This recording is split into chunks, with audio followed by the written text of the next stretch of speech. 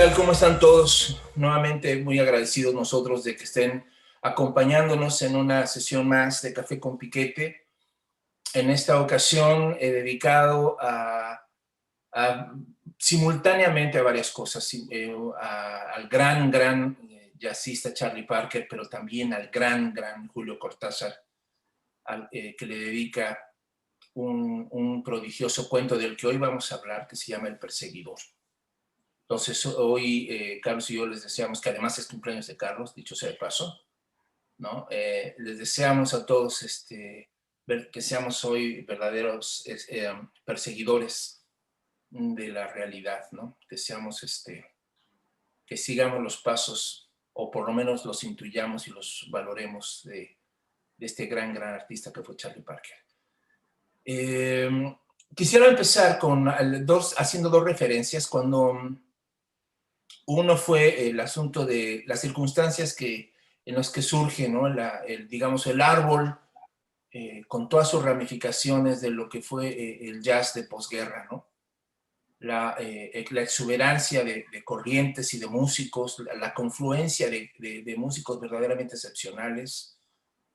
Son cosas que a lo mejor para muchos de nosotros latinos el jazz no fue algo que pasó tan fácilmente, ni que circulaba tan fácilmente en las estaciones de radio. Y la mayoría pensamos que la verdadera explosión musical sucedió probablemente en los años 60, después de los Beatles o al final con el movimiento hippie y esas cosas. Pero en realidad una verdadera eclosión musical se dio desde mucho antes, después de posguerra.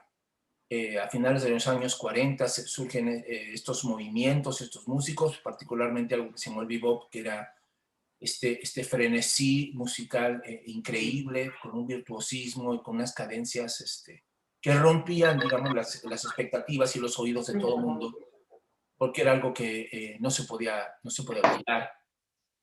Te atornillaba en la silla y te dejaba atónito, ¿no? La velocidad y las bases rítmicas de estos hombres pues impedían que las personas se pararan a bailar. En este ambiente, digamos, contrastado con las grandes bandas que socorrían y apoyaban el discurso nacionalista de Estados Unidos en la Segunda Guerra Mundial, después de la Segunda Guerra viene este movimiento, esta contracultura underground de este jazz, mucho más desencantado, herido, fragmentado, de outsider, ¿no? Que es esta corriente, ¿no? Charlie Parker muere en 1955, a los 35 años de edad, si no mal recuerdo, y 4 años después, Julio Cortázar publica sus armas secretas, cuya arma secreta principal, que es el jazz, queda homenajeada en el cuento del perseguidor. Pero digamos, este homenaje a un personaje tan especial, tan seductor, tan terrible, tan dramático, tan intenso como Charlie Parker, está también acompañado de otro tipo de cuestiones, como fue el surgimiento de la categoría del genio en las teorías del arte moderno. Ustedes sabrán que anteriormente el arte era casi anónimo. Fue gradualmente que se fue incorporando la figura del artista como una figura clave, central para la reflexión estética, hasta que llega un filósofo alemán en el siglo XVIII, Kant, a empezar a desarrollar una estética del genio. El genio como alguien que se anticipa a su época y que marca pautas y tendencias para los demás. Una especie de nuevo profeta, un profeta secular, un profeta que desde el arte, digamos, anticipa lo que debe ser, ¿no? Las bellas formas. Lo que no presagió Kant es que esta, digamos, proliferación ahora de los grandes artistas que se da, por ejemplo, con el romanticismo en el siglo XIX y en adelante, iba a mostrarnos sí a la genialidad, sí la espontaneidad, sí la creatividad, sí este potencial, digamos, increíble que tienen los artistas, pero también al mismo tiempo nos iba a mostrar su lado profundamente humano, vulnerable, sus contradicciones humanas, sus adicciones, sus enfermedades, su locura, sus suicidios, ¿no? Y podemos empezar a enumerar una serie de artistas que pasaron por este tipo de tragedias, de este tipo de vidas. Y uno de esos genios, de este tipo de genialidad, es Charlie Parker. ¿Cómo ves, Carlos? Sí, efectivamente. O sea, lo que comentas antes, el arte era asunto de mecenas, ¿no? Ya fuera en el Renacimiento, los papas, cardenales, etcétera. Ahí está el ejemplo de Miguel Ángel, de muchos otros en ese periodo. Y posteriormente fue también cuestión de mecenas, de gente rica, de burgueses adinerados, ¿no? Ahí tenemos el caso de este holandés, ¿cómo se llama? El de la chica del arete de perla, que es financiado por gente rica, ¿no? Ellos no son hasta ese momento gente conocida. Hay cierta celebridad tal vez, pero no son gente conocida. Son gente que trabaja con lo que tiene, con lo que puede, muchas veces en capillas, ¿no? En capillas quiero decir, varios trabajan en un taller, es más, eso todavía hasta el siglo XIX se da. Ya no es tan común como antes, pero todavía se da de que hay gente que trabaja y hay un maestro al que se le da el crédito de la obra, ¿no? Pero todavía no salen hasta después, ¿no? Y entonces, pero bueno, y además es muy curioso porque el artista es pagado y su trabajo se debe a las iniciativas de otros, ¿no? O sea, ellos no hacen su trabajo por sí, sino que es por encargo, ¿no? Algunos hacen trabajos y los venden, como es el caso de Vermeer, que es el que estaba yo diciendo, Johannes Vermeer, pero muchos hacen trabajos por encargo, ¿no? O sea, hacen retrato, hacen una serie de cosas, en el caso de la pintura, en el caso de la escultura, pues escultura de dioses clásicos o de una serie de cosas que son por encargo y de eso viven. Posteriormente al romanticismo, como dice Armando, empieza a salir las individualidades, ¿sí? O sea, viene el individualismo y de ese individualismo surgen personalidades, ¿no? Surgen personalidades y surgen pues gente que ya empieza a figurar como Rodin, por ejemplo, ya que bueno, es un ejemplo ya de fines del 19, y otros artistas que están en los salones de París, etcétera, que ya empiezan a salir. Todos ellos se empiezan a hacer nombre, ¿sí? Es parte ya de lo que está sucediendo, se hacen un nombre y se hacen un prestigio, desde luego, ¿no? Y a partir de ahí, hay algunas rara avis que empiezan a sobresalir. Y aún habiendo gente brillante o gente muy buena en lo suyo, hay gente que está siempre aparte, ¿no? Que sobresale, o al contrario, ¿no? Que es el caso de Parker, ¿no? Bueno, no es que Parker no sobresaliera, pero Parker como que se hunde, cabrón. Y al contrario, su peso lo lleva hacia abajo, ¿no? Su personalidad, todo su rollo lo lleva hacia abajo, ¿no?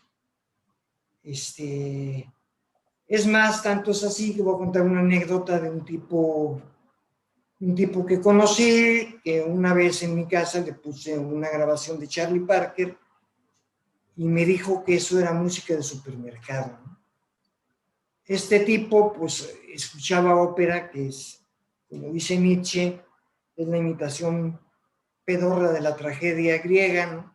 Y creía que él era muy acá, ¿no?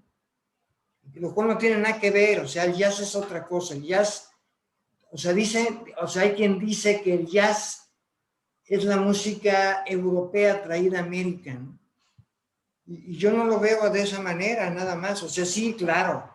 O sea, ahí tiene que ver con la partitura y tiene que ver con una serie de cosas que hasta antes del jazz no utilizaban los músicos negros, ¿no? O sea, en la cuestión del blues, pues el blues es prácticamente improvisaciones, son 4 armonías, etcétera, ¿no? No hay una gran complejidad. Y en el jazz, o sea, agarran la música europea y además le dan una vuelta, ¿no? Porque ellos no replican la música europea ni la mejoran. No tienen nada que ver con la música europea. La deconstruyen y hacen otra cosa. Y ahí viene el bueno de Bird, ¿no? Charlie Parker, ¿no? Charlie Parker es un personaje, más bien, o sea, como lo dije, no es un personaje como, ¿cómo se llama el trompetista, el de Kind of Blue? Miles Davis. Miles Davis, que es un tipo brillante y acá, y la madre, medio escandalosón, hasta sus formas de vestir ya finales, ¿sí? O sea, Charlie Bird Parker es un tipo sombrío,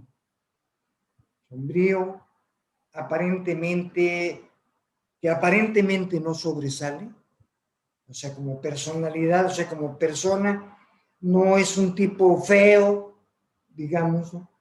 Pero tampoco es un tipo que sobresalga de entre una bola de gente, digamos.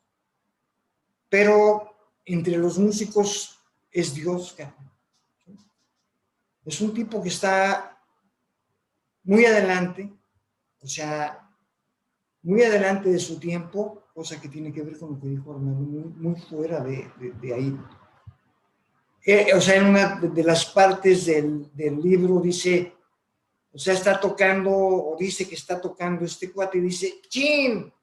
Carajo, dice, eso ya lo toqué mañana, ¿no? Y dices, pues, ¿cómo que lo toqué mañana, no? O sea, para él no hay tiempo, para él el tiempo es otra cosa, ¿no? Él vive fuera de lo que nosotros, y posiblemente también por una enfermedad mental, esto no se sabe, fuera de lo que nosotros, cómo nosotros concebimos el tiempo y cómo lo vamos haciendo, de alguna forma queremos que sea lineal, ¿no? Para él no es así. Él vive el futuro hoy o lo vive ayer, ¿no? No lo sabemos, y eso también es una cuestión de percepción que enferma o no, o que tenga que ver con una enfermedad o no. Es una percepción que la gente, que no tenemos, ¿sí? Y que le da la capacidad de ver la vida de otra manera, de una manera muy diferente, y eso lo expresa. Claro, lo expresa, bueno, de acuerdo también al cuento del perseguidor, lo expresa hablando con su amigo Bruno, ¿no? Que es supuestamente un crítico de jazz, o su crítico personal además, pero sobre todo lo expresa en la música. Él lo expresa en otro nivel, en otra dimensión. Y pues quisiera que tú continuaras, Armando. Sí, bueno, es que el cuento se aproxima tomando estos vectores, ¿no? Estos niveles de sentido, ¿no? Que está Carlos mencionando. Por un lado, como decíamos, este contraste tan brutal entre la genialidad, entre la intuición artística, entre el lenguaje poético que este hombre tenía en su saxofón,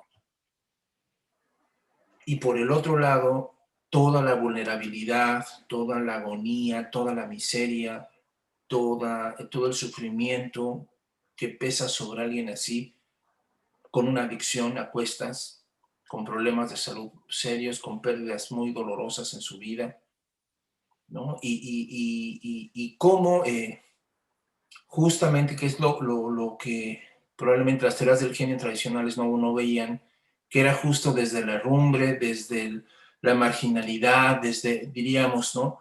Desde la negritud, desde esta zona maldita que el genio pone sobre sí esta capacidad expresiva, ¿no? Para mostrarnos una realidad oculta. Y los demás, como en el caso de Bruno, estamos del otro lado del espejo, del otro lado de ese cristal que nos separa, ¿no? Que no nos damos cuenta que existe hasta que conocemos a alguien que se ha colocado, tal vez no deliberadamente, ¿no? Que es la cosa tremenda, ¿no? En el caso, Cortázar insiste mucho, o sea, no es que el genio quiera ser genio, es que la genialidad es algo que se padece, es algo que pasa, es algo que te lleva, que te impulsa, ¿no? Que te aproxima a, digamos, a esas dimensiones de la realidad mucho más auténticas y profundas y por lo mismo más salvajes, más brutales, ¿no? De la realidad, ¿no? Es como poder diferenciar entre un lago apacible, que es nuestra vida ordinaria, y acercarte a la fuente borboteante, dinámica, brutal y emocionante del origen de ese lago, ¿no? Y es como si los genios estuvieran mucho más próximos a eso, ¿no? Con el enorme riesgo que implica para la salud mental de una persona acercarse, ¿no? Decíamos la otra vez, ¿no, Carlos, que platicamos, ¿no? El riesgo tan tremendo que es justamente acercarte tanto a esta dimensión dionisíaca, diría Nietzsche, ¿no? De la realidad. Y dejarnos a todos apolíneamente atónitos, queriendo entender qué está pasando con este tipo de personajes, con este tipo de seres que se vuelven pues como unas especies de mesías apocalípticos, ¿no? De nuestra propia condición demasiado terrestre, ¿no? Demasiado, Pedestre. sí, y pedestre, ¿no? De nuestra condición humana, ¿no?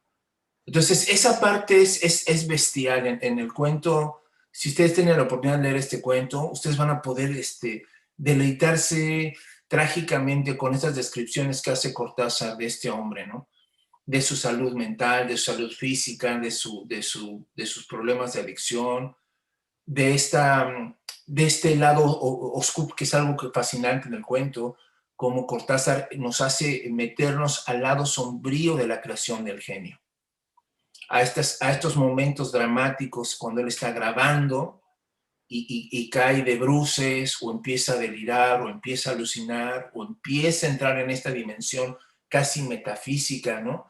A través de su música que lo hace desfasarse, ¿no? De lo que se está grabando, que lo hace decir cosas como las que mencionaba Carlos, ¿no? Entonces es constantemente este reto de alguien que desde el otro lado, es así como estamos ahorita divididos Carlos y yo, ¿no? Vete tú a saber quién está más loco de los dos, ¿no? Quién está más cerca de la que está, de la dimensión dionisíaca, ¿no? Y el otro es el apolíneo, ¿no?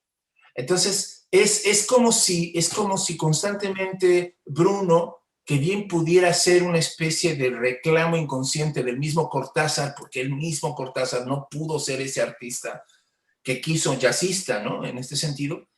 Y de alguna manera él mira desde la razón, desde el lenguaje, desde el crítico de arte que solamente contempla cosas apacibles, es decir, hechas, construidas, definidas ya, pero que alcanza a visorar allá a lo lejos al artista que desde de un estado como inconsciente, mágico, misterioso y trágico, está haciendo su música, ¿no, Carlos? Definitivamente, sí, definitivamente. O sea, es otra cosa, ¿no? El genio, además el genio, hay gente que conocemos con el mote de genios, hace momentos estábamos platicando, ¿no? Y que además no solo lo saben, sino que lo cantan, ¿no? Está Dalí, por ejemplo. Sí, bueno, sí. Hace una bola de payasas, histriónicos, se presenta, hace shows, una bola de jaladas, ¿no? O como Picasso, que es todo lo contrario, es un tipo ególatra, es un tipo narcisista, un tipo que mucha gente sobre todo sus amantes lo califican como insoportable, ¿no? Un tipo insoportable porque se creía, sabía, pero además se creía todavía mucho más. Pero muchos de ellos, o varios, no sé, no tienen esa conciencia, ¿no? Porque están ahí, o sea, simplemente lo viven, ¿no? Lo viven desde donde están, de una manera aparentemente normal. Claro que no hay normalidad para nada en eso, pero desde lo cotidiano que ellos consideran que así es y que no se dan cuenta, ¿no? Y que lo comparten y lo viven, pero no lo presumen ni lo exhiben, ni siquiera se dan cuenta tal vez, ¿no? Y ese es el caso de Charlie Parker, ¿no? O sea, además Charlie Parker vive precisamente bueno, hay muchas etapas dolorosas en la negritud, y otra de las etapas dolorosas precisamente en la posguerra, ¿no? En la posguerra, en la que regresa, o sea, Estados Unidos gana la guerra, que eso no es cierto. O sea, bueno, realmente los soviéticos son los que paran a los nazis, pero ellos presumen de eso. O sea, ellos llegan tarde a la guerra para aprovecharse de los despojos de Europa, ¿no? Pero el que gana es el hombre blanco, ¿no? O sea, al fin y al cabo es la supremacía blanca la que gana. O sea, los negros han estado siempre en los ejércitos gringos, ¿no? Desde la guerra de secesión, etcétera, pero no se les reconoce porque están ahí, pero pues ahí están, ¿no? Como carne de cañón, ¿no? Carne de cañón, ni más ni menos, son carne de cañón y se acabó, ¿no? Ya sabemos, Vietnam, etcétera, etcétera. Pero se hace una cuestión muy fuerte, ¿no? O sea, hay un documental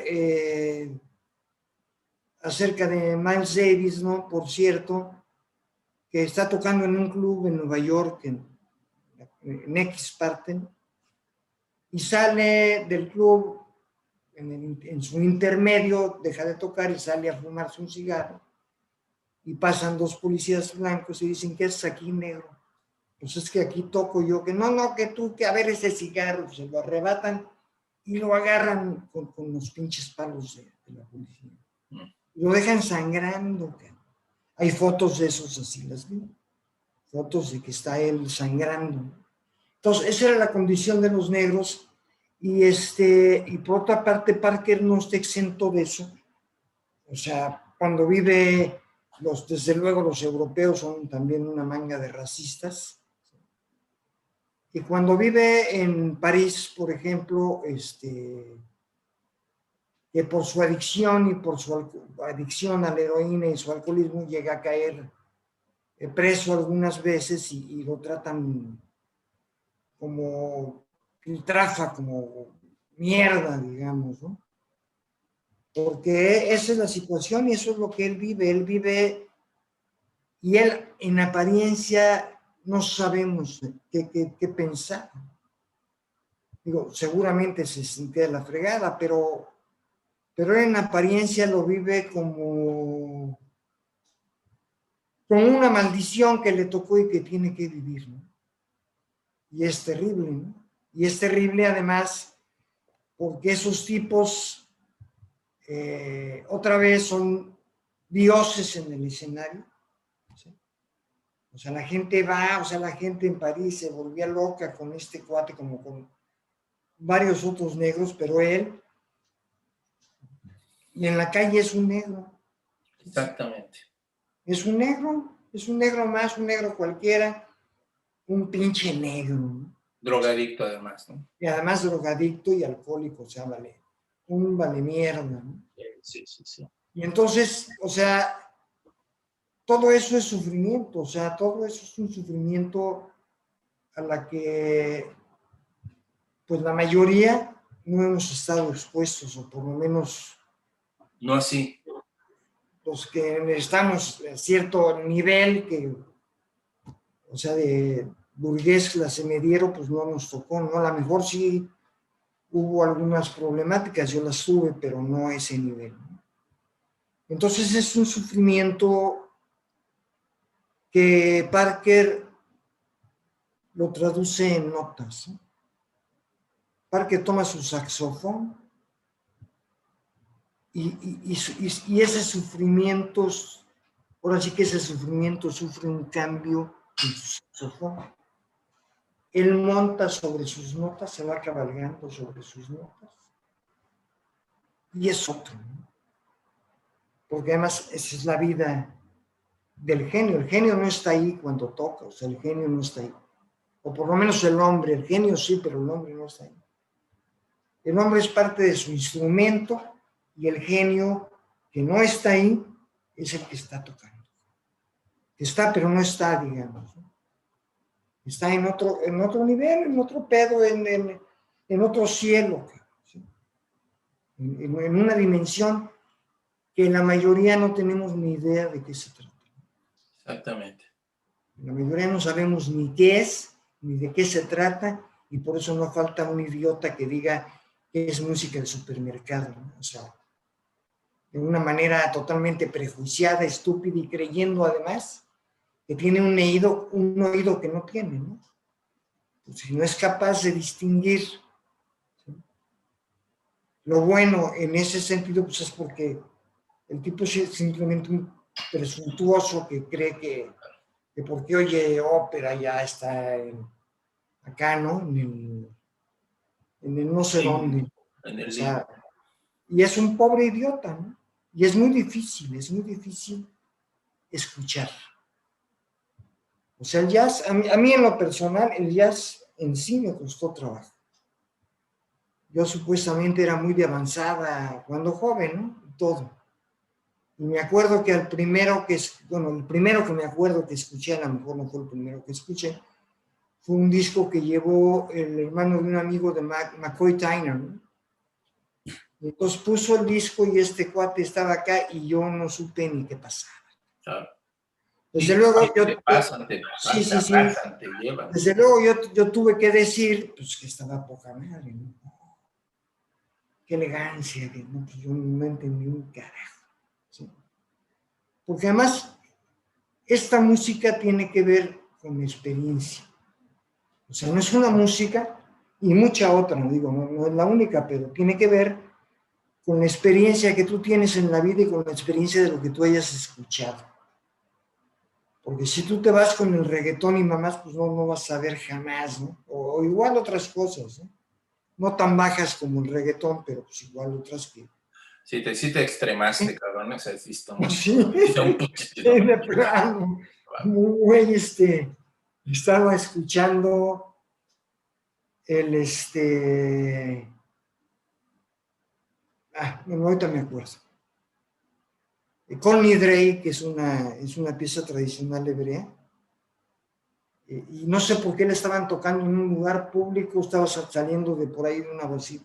Entonces un güey voltea y me ve y me dice, pero qué cochinada, ¿no? Así me dijo, ¿no? Como, ¿qué es eso, cara? Y yo pues no hice ningún comentario, desde luego, pues no. No me voy a poner como un idiota que no tiene ni idea de qué, ¿no? ¿Sí? Y así es, ¿no? Y Charlie Parker es esa cochinada, ¿no? Que suena y que lleva las notas y que las lleva a otras dimensiones, a otro nivel, para los mismos jazzistas incluso. O sea, él era jazzista entre los jazzistas, pues, ¿no? O sea, Dizzy Gillespie, todo el mundo quería tocar con él, todo el mundo estaba endiosado con él, porque él era otra persona, ¿no? Él era otro tipo de persona, una persona fuera, con su locura, con su adicción, con su dolor, con su... por ahí menciona Cortázar, que eso no sé si es cierto, una posible esquizofrenia, que yo no la veo, a lo mejor era esquizoide, esquizofrénico, no creo, porque no hubiera podido llegar a hacer lo que hizo, pero tal vez sí esquizoide, ¿no? Entonces, pues de repente fuera de la realidad, no sé, no otro pedo. Pero eso que a gente que algunas gentes, esos mismos síntomas que algunas gentes los hacen parecer idiotas incluso, hay en visión homogénea, ¿no? Sí. O sea, está en otra categoría. Sí. Sí. Sí. Fíjate, hay también gente que asocia también la genialidad a algunos como deficiencias evolutivas en términos de madurez, ¿no? Como si este niño, este puer eternus, ¿no? Fuera el artista, un puer eternus, un niño eterno, o sea, alguien que vive, se le complica la responsabilidad, que se le complica el orden, que se le complica la disciplina, que se le complica estas categorías de ser productivo, ¿no? Y suele ser por lo mismo, ¿no? Sí, pues sí, elevarse, irse lejos, crear estos mundos posibles, pero bajo el precio de convertirse en una especie de ser ineficaz en un mundo que se mueve en una lógica totalmente distinta, ¿no? Entonces, sí queda, es muy notoria esa situación que dices del genio como una especie de inadaptado, alguien que no cuadra, que no entra tan fácilmente, ¿no? En los esquemas tradicionales que tenemos de vida, ¿no? Y algo que explora muy chingonamente Cortázar es dentro de esas genialidades y dentro de esas experiencias que difícilmente entendemos, es, por ejemplo, la experiencia del tiempo, la categoría del tiempo, ¿no? En este cuento, el tiempo es visto, la aproximación a la temporalidad es visto de una forma tan chingona, tan fascinante, porque no es el descubrimiento del misterio del tiempo que pudiera ser un cabrón alejado de las masas o alejado de lo ordinario, sino a alguien que lo está viviendo desde lo cotidiano, desde su día a día, casi de manera inconsciente, como decíamos. Es que este es algo que te pasa. La genialidad es algo que padeces, no es algo que produces, ¿no? A lo mejor sí requieres de cierta técnica, ¿no? De ciertos conocimientos previos para poder potencializar tu genialidad. Pero, digamos, la fuente de la genialidad es algo que no... Estar cerca o no de esa fuente es algo que no se elige, pues. Lo traes allí, ¿no? Naciste muy pegadito a la orilla, ¿no? Y es muy fácil o que llegues a ser un gran músico o que llegues al Fray Bernardino, cabrón, en cualquiera de estas dos pinches posibilidades, ¿no? O andas pisando uno y otro lado, ¿no? O sea, ¿no? Estás coqueteando con estas instituciones modernas de la marginalidad, ¿no? O terminas en la cárcel, o terminas en el manicure, o terminas, ¿no? O terminas haciendo una obra literaria o artística increíble, ¿no? O terminas haciendo un poco de las tres, cabrón, ¿no? Sí, de todo. Músico, poeta y loco, dice. Ándale. Entonces, en este caso, por ejemplo, la manera como usa las metáforas cotidianas Cortázar para hablar sobre el tiempo, porque además es el gran secreto del arte, o sea, en mi opinión, el gran secreto, el gran misterio del arte radica en la forma en cómo el arte nos descubre una dimensión temporal distinta de la realidad. O sea, el arte es capaz de mostrarnos un mundo temporal totalmente distinto, el mundo de la obra, el mundo, ¿no? O sea, ustedes lean una novela, escuchen una sinfonía, o escuchen a Paco de Lucía, o escuchen a Charlie Parker, y en esos 3, 4 minutos, 5 minutos, 1 hora y media de una película, o lo que tarde, ¿no? En durar, ¿no? Diría Bergson, ¿no? En durar esa experiencia, ¿no? Y ustedes van a contemplar allí un tiempo que no se mide con el reloj. Un tiempo que no es cronómetro, un tiempo que no es la eternidad tampoco, ¿no? No es el tiempo de lo divino, ¿no? Es otra cosa. Y lo chingón, lo padrísimo de esta lectura es que Cortázar nos va a mostrar esa dimensión a partir de ejemplos tan cotidianos como subirte a un elevador, como meterte a una pinche, ¿no? A un viaje por el metro. Y dice Cortázar, ¿no? Es que le hace decir a Johnny Carter, ¿no? A Charlie Parker en sí, es que meterte al metro es de alguna manera como si estuvieras dentro del tiempo, dentro de esa maquinaria que te puede permitir entender mejor la paradoja del tiempo. Y él dice, ¿cómo puedes explicarte que esto que te estoy contando, que llevo 15 minutos platicando de lo que yo estaba viendo, pude pensarlo y vivirlo y revivirlo y sentirlo en 1 minuto y medio que duró el viaje entre una estación y otra?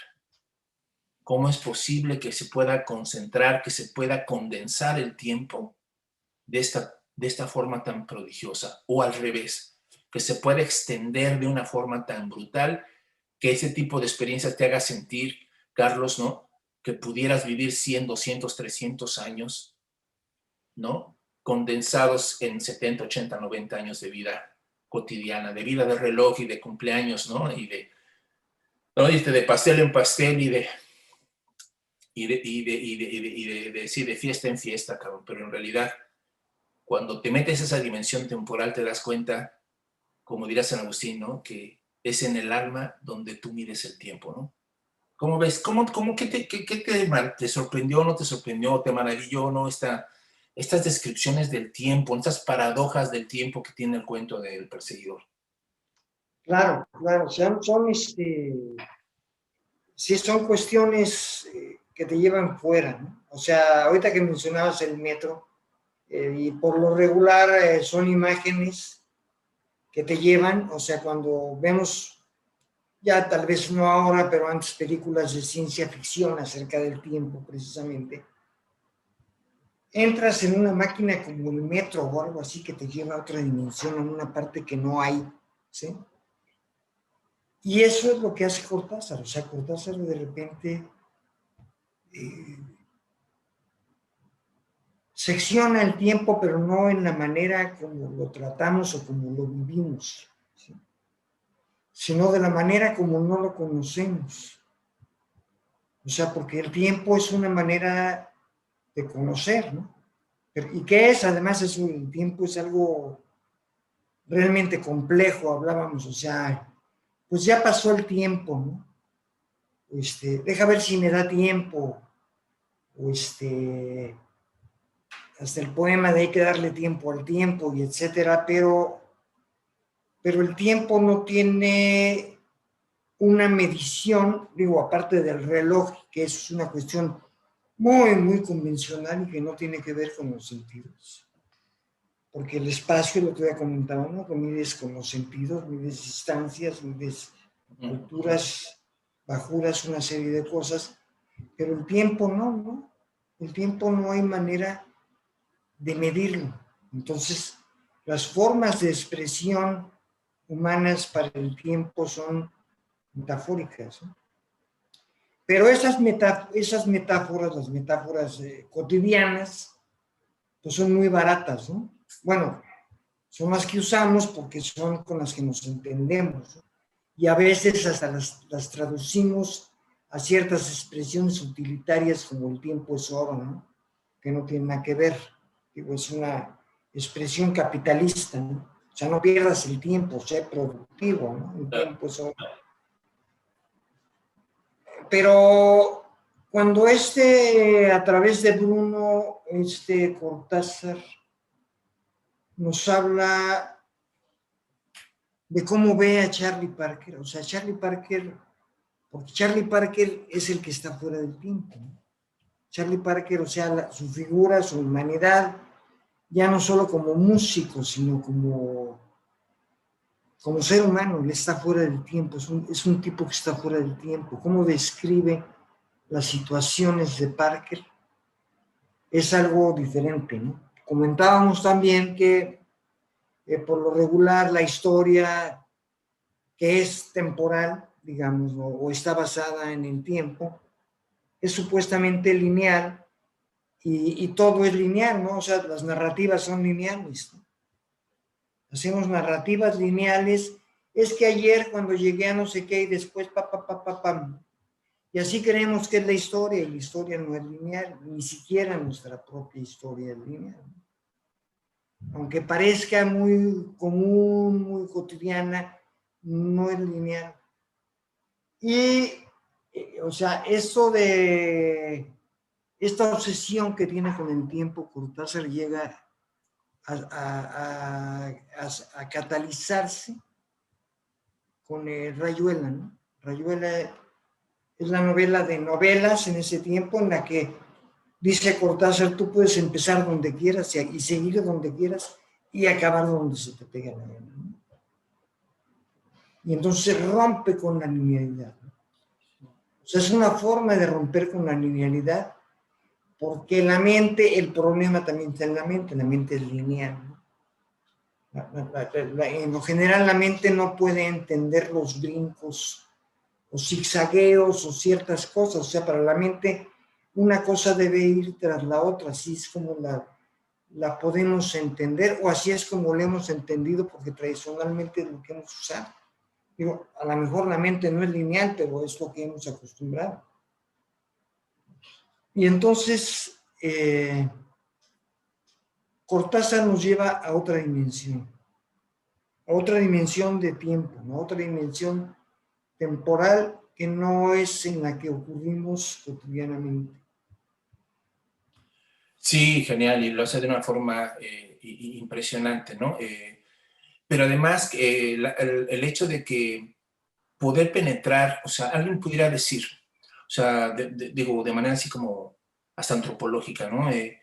Estas formas de condensación del tiempo, estas experiencias temporales distintas, estos que evidentemente tienen que ver con estados de conciencia distintos, o sea, digamos, no podríamos tener estados del tiempo distintos si no hay un estado de conciencia que sea capaz de percibir estas diferencias, estas condensaciones o estas proliferaciones o extensiones del tiempo, ¿no? Uno va a decir, bueno, pues esa es precisamente la experiencia mística. La experiencia mística es una salida del tiempo ordinario, del tiempo del reloj, del tiempo fechado, del tiempo de los calendarios, ¿no? Para entrar a una temporalidad otra, ¿no? La temporalidad de la magia, la temporalidad de los sueños, ¿no? La temporalidad de los mitos y la temporalidad a la que precisamente Cortázar nos hace acercarnos a través del arte. Como el arte también es una puerta, una ventana que te permite entrar a otros mundos posibles, a otras experiencias del humano distintas. Y esto es algo que se le debe de agradecer muchísimo al jazz, muchísimo a la literatura, ¿no? A Cortázar, que fue alguien que nos hizo ver estas cuestiones tan profundas, pero desde lo ordinario. O sea, el famoso realismo mágico, ¿no? Ese eslogan del realismo mágico en realidad era esta capacidad, la comprensión metafísica del aquí y el ahora. De tal forma que esa comprensión, esa lectura metafísica del aquí y el ahora hiciera que el aquí y el ahora perdiera su rigor, perdiera su cuadratura, perdiera su solidez, y te dieras cuenta, como dice Charlie Parker, ¿no? Todo está lleno de huecos, cabrón. Todo está lleno de huecos, ¿no? Hay una especie de elasticidad, una viscosidad en lo real a la que no estamos acostumbrados y a la que le estamos queriendo todo el tiempo querer meter, taponearla con nuestro intelecto, con nuestras teorías, con la rigurosidad, ¿no? Con la eficacia, con el capital, con el pinche pedo del Disney, con este tipo de, ¿no? O sea, vamos a decirlo, ¿no? El hombre moderno es las dos cosas, es un visionario, es un loco, es un outsider, es un aventurero, pero también es un empresario, es un capitalista, es un biznero, es también una religión institucional que también hace de lo divino un tapahuecos, ¿no? Y para lo que no entiendes, cabrón, y para lo que ¿no? te resulta asombro, le metes allí a Dios para que te tape el pinche hueco, ¿no? Y entonces Dios es un tapahuecos. Es decir, un Dios a la medida de la ignorancia de cada quien, ¿no? Eso. Entonces, aquí nos estamos enfrentando a una temporalidad distinta. Hay una, no quisiera que se me pasara, hay una teoría de San Agustín que cuando yo la leí y la comparaba con esto que está contando Cortázar sobre la experiencia temporal que se distiende, que se bifurca de una forma tan increíble en Charlie Parker o en el personaje, es algo que San Agustín llamó la distentio animi, es decir, la distensión del alma. Entonces, según San Agustín, San Agustín logra descubrir algo súper chinguetas, que es explorar el tiempo vivido. O sea, para San Agustín, hay dos grandes modelos de temporalidad. La temporalidad cósmica, ¿no? El gran devenir, el gran movimiento del cosmos y de la realidad así planetaria, ¿no? El tiempo cósmico, los eones, ¿no? Las grandes dimensiones de tiempo en el que están todo moviéndose y desplazándose, ¿no? Y el otro es el tiempo vivido, el tiempo íntimo, la forma en la que sabemos los seres humanos que cuando algo triste pasa, pasa tan lentamente, y cuando algo feliz nos ocurre, los segundos pasan tan rápido. Esas cualidades temporales del tiempo son las que también a Bergson le hicieron decir: el tiempo no es una categoría espacial. El tiempo no se puede entender como si fuera espacio. Es decir, el tiempo tiene cualidades, tiene matices que solamente desde el alma los seres humanos podemos detectar, podemos percibir. Que el tiempo se alargue, se acorte, ¿no? Se haga denso o liviano, ¿no? Y justamente esos son los dos grandes polos que ve San Agustín y que están en la literatura de Cortázar y en este cuento de una forma increíble. Esta forma de concentración que le llamaba la intención, la intención a la concentración del tiempo en algo que digamos, contiene, que condensa, ¿no? Como cuando pones tu atención en algo y se condensa ahí la realidad, pero al mismo tiempo también el tiempo es una distensión del alma. Y entonces el tiempo se despliega como trípticos, ¿no? Se va abriendo, y entonces decía, por eso decía San Agustín, el pasado no es, lo que pasa es, más bien tengo un pasado presente, un futuro presente y un presente presente. Entonces, para San Agustín el presente es como un tríptico que se va desplegando conforme se va moviendo el alma en sus intenciones, en sus expectativas, en sus añoranzas, en sus memorias. El tiempo se va desplegando igual en esas mismas, digamos, niveles, ¿no? Entonces esto está súper chingón porque eso nos desencanta, ¿no? Nos despierta de la idea de que el tiempo es lo que mide el reloj, que el tiempo es lo que mide el calendario. No, señores, el tiempo no es eso, el tiempo es lo que mide tu alma. El tiempo es un tiempo vivido. El tiempo humano es un tiempo vivido y al mismo tiempo es un tiempo narrado, con el que contamos, ¿no? ¿Cómo ves, Carlos? Sí, no, definitivamente, o sea, lo que pasa es que también, o sea, las acepciones del tiempo las hemos hecho prácticas, ¿no? O sea, de lo que se hablaba hace ratito, el tiempo es oro, el tiempo es... O sea, se le dan propiedades al tiempo con las que no tienen nada que ver, ¿no? Porque es una forma de ver la vida y una forma de inducir a ver la vida. Es muy difícil, por ejemplo, en una película o lo que sea, alguna cuestión visual, en la que la gente, el director o quien sea, quiere que el tiempo se detenga o vaya más lento, ¿no? Y esto va desde la cámara lenta a los efectos en que el protagonista camina en medio de una multitud y todos los demás están parados, ¿no? Mientras él sigue ahí. Es una forma de ver el tiempo como otra cosa, ¿no?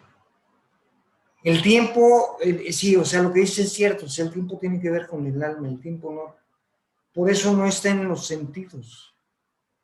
Para mí es muy difícil. Yo durante un tiempo alegaba que el tiempo no existía, que el tiempo era una invención para hacer ciertas mediciones, porque así es como lo tratamos. O sea, yo lo estaba viendo nada más desde la condición de lo práctico, de lo utilitario, ¿no? O sea, de la semana, ¿no? O sea, el esclavo capitalista, su semana es lunes a viernes y el sábado y domingo descansa, ¿no? O sea, así está hecha. Ese es su tiempo. Y es un esclavo porque el tipo trabaja y tiene, o sea, ya, o a veces también trabaja el sábado, parte del sábado y el domingo descansa. Y además ese esquema está hecho con base en una figura judio-cristiana, ¿no? O sea, al sexto día Dios descansó y guau, guau, guau. Entonces, se van tomando moldes acerca del tiempo y esos moldes se van trasladando en el tiempo precisamente para hacernos creer de alguna manera que el tiempo es determinada cosa.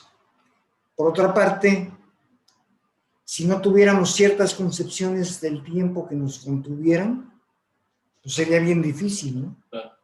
Sería bien difícil, o sea, ¿qué día soy? ¿Qué pasa? No sé, o sea... Sí, sí, vivir sin agendas, ¿no? Vivir sin agendas, vivir sin calendario. Vivir sin agenda, o sea, porque además, si nosotros vemos el tiempo lineal, el tiempo tiene que estar segmentado, ¿no? Porque un tiempo lineal sin segmentos está cabrón, ¿no? O sea, ¿a dónde voy? ¿Qué pasa? ¿Qué es lo que sucede? ¿Qué voy a hacer? ¿O qué estoy haciendo? ¿O qué sé yo, ¿no? O sea, no lo sé, no lo sé, no lo sé. O sea, es como decíamos el otro día, si me preguntas qué es el tiempo, no lo sé. Y si no me preguntas, lo sé, ¿no? O sea, estábamos hablando de otra cosa, sí, pero en este sentido. Sí, sí. Porque yo tengo, ahora sí que además la sensación, ni siquiera es el sentimiento, es la sensación del tiempo. Cuando yo lo tengo. Digo, cuando está esa sensación del tiempo. Pero yo no te puedo explicar qué es el tiempo. Yo no puedo decir qué es el tiempo. O sea, yo el tiempo lo veo, yo veo, por decir así, el paso del tiempo, porque así es como acostumbramos decir. Pues porque yo estoy más viejo, ¿no? O sea, hoy cumplo 72 años, estoy más arrugadón, ahí se ve el paso del tiempo, ¿sí? Porque hay una entropía, o sea, somos organismos que vamos en una entropía que llega a la situación de la muerte, la degradación del orgánico, ¿no? Pero eso es el tiempo, o sea, eso es tiempo. O sea, es muy difícil, es muy difícil. Claro. Es más, el concepto de historia también sí, sí. Es muy difícil. Sí, sí, sí. Es muy difícil, es una cuestión, yo creo que demasiado convencional, es más convencional de lo que debiera de ser. Aún. Digo, claro que es más convencional porque además lleva aspectos manipulados, ¿no? Claro, claro. Hay mucha manipulación, entonces claro. Tiene que ser de esa manera para que la gente crea que entiende lo que es la historia. Sí, sí, sí. ¿Dónde pones el principio, dónde pones el fin de una Sí, sí, sí. ¿No? Y una serie de fechas, personas y eventos y lugares, y ahí está, ¿no? Esa es la historia. ¿No? Sí, sí, sí. ¿Qué me dices? No, está poca madre. Yo no sé al final del día si si pudiéramos mantener la hipótesis cortasariana de que el tiempo es eso que vivió Charlie Parker, eso que presenciaba y que no entendía, como nosotros no lo entendemos tampoco, entonces Charlie Parker, a pesar de haber muerto a los 35 años, vivió muchísimo más que la mayoría de los seres humanos, ¿no? Es decir, esos 35 años ¿no? se distendieron, eso, ¿no? Se abrieron, se multiplicaron en dimensiones de vida y de experiencia de una forma increíble. Esa sería tal vez uno de los grandes secretos de la experiencia estética, de la autenticidad, de acercarse a esa fuente, ¿no? De la vida, pues, ¿no? A esos, diríamos, como en nuestro primer Café con Piquete decíamos, ¿no? A esa dimensión de lo reprimido, de lo que te alejaron, de lo que te dijeron que no había acceso, que no había derecho, que no había lugar en tu vida para esas cosas, ¿no? Y en la medida en que uno se acerca a esas dimensiones, creo que evidentemente sí, lo convencional estalla, pero la autenticidad también se hace cada vez más patente, ¿no?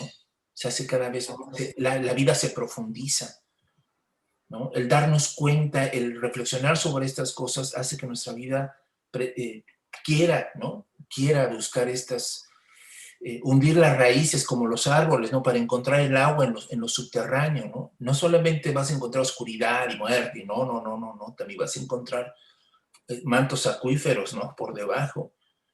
Porque finalmente es como el metro, ¿no? O sea, la experiencia del metro es transitar por lo invisible, cabrón. Es decir, por abajo de la superficie, cabrón. Moverte por donde... Dice, ¿no? Lo que te platicaba otra vez, ¿no? Esa frase de lo esencial es invisible para los ojos.